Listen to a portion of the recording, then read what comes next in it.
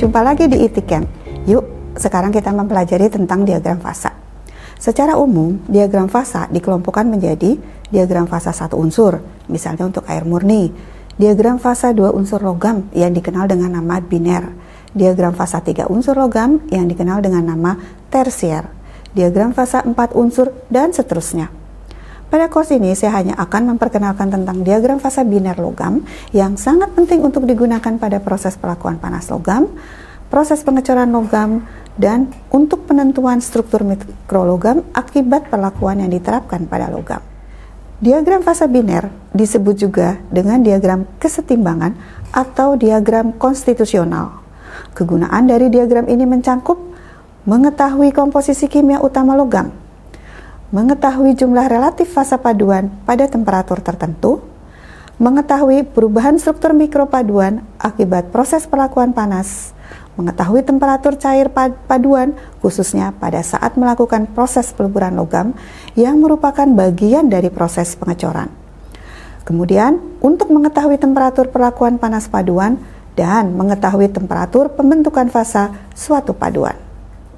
Diagram fasa biner logam digambarkan dengan sumbu X dan sumbu Y, di mana sumbu X adalah persen berat unsur dan sumbu Y adalah temperatur. Tipe pertama adalah diagram fasa biner, larut sempurna dalam keadaan cair dan padat. Mengapa disebut demikian? Karena dalam keadaan cair dan padat hanya terbentuk satu fasa cair dan satu fasa padatan, sehingga disebut dengan larut sempurna. Contoh paduan yang memiliki tipe ini adalah paduan tembaga dan nikel. Garis yang membatasi fasa cair disebut dengan garis liquidus.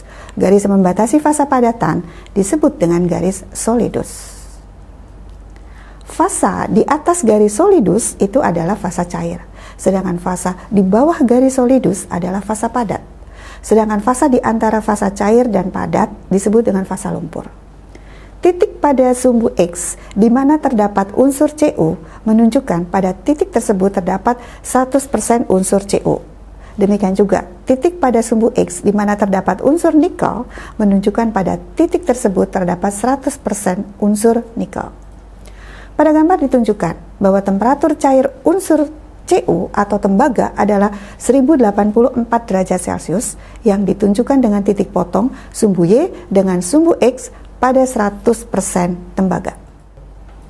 Demikian juga untuk mengetahui temperatur cair unsur nikel adalah dengan melihat titik potong sumbu Y dengan sumbu X pada 100% nikel. Dalam hal ini ditunjukkan pada temperatur 1455 derajat Celcius. Nah, bagaimana cara menentukan temperatur cair paduan tembaga nikel? Temperatur cair paduan tergantung dari berapa persen unsur paduannya. Pada gambar ditunjukkan pada paduan 45% nikel, temperatur cairnya adalah 1300 derajat Celcius. Angka ini dilihat dari titik potong garis liquidus pada 45% nikel, kemudian ditarik ke kiri ke sumbu Y. Contoh paduan yang memiliki bentuk diagram fasa tipe 2 adalah paduan aluminium silikon, yaitu diagram fasa di mana dua unsur paduannya larut sempurna dalam keadaan cair, tetapi tidak larut sempurna dalam keadaan padat, karena dalam keadaan padat terbentuk lebih dari satu jenis padatan, yaitu fasa padat A dan B. Reaksi fasa pada tipe 2 adalah reaksi fasa eutektik yang menggambarkan perubahan fasa liquid menjadi A dan B yang peralihannya ditunjukkan dengan titik E. Contoh paduan yang memiliki bentuk diagram fasa tipe 3 adalah paduan timah hitam dan timah putih, yaitu diagram fasa di mana dua unsur paduannya larut sempurna dalam keadaan cair, tetapi hanya larut sebagian dalam keadaan padat. Karena fasa padatan yang larut secara homogen atau satu jenis padatan hanya terjadi pada sebagian fasa padat, yaitu alfa dan beta. Ditunjukkan pada daerah bagian ujung kiri dan ujung kanan.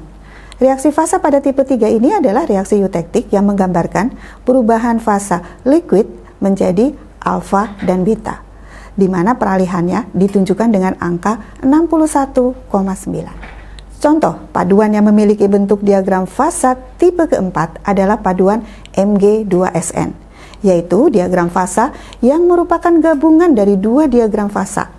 Terdapat dua reaksi fasa eutektik pada diagram fasa biner, yaitu liquid menjadi alfa plus Mg2Sn atau liquid menjadi Mg2Sn plus alfa.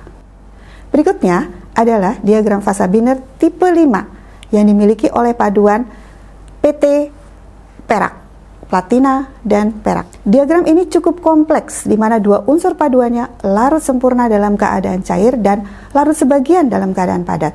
Pada tipe ini terdapat reaksi fasa peritektik yang menunjukkan perubahan fasa dari liquid plus alpha menjadi beta yang peralihannya ditunjukkan oleh titik P.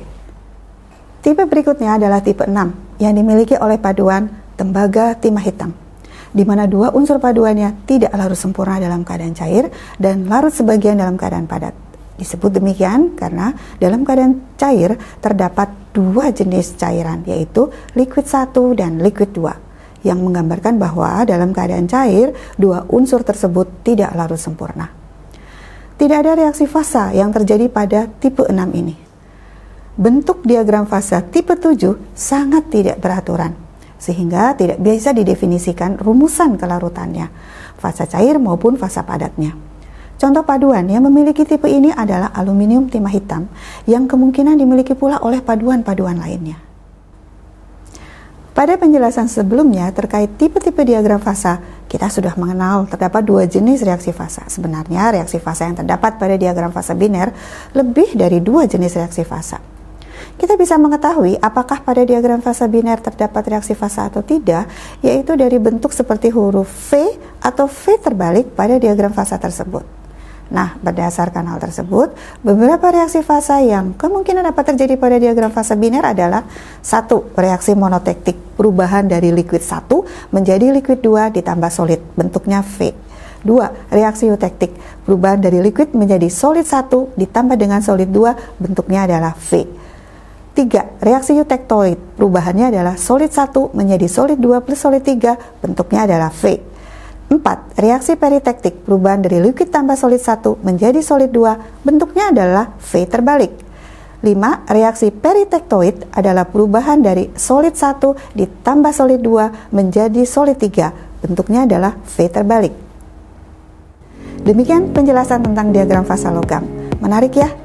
Tetap ikuti modul-modul lain yang menarik bersama ITCAM. Terima kasih.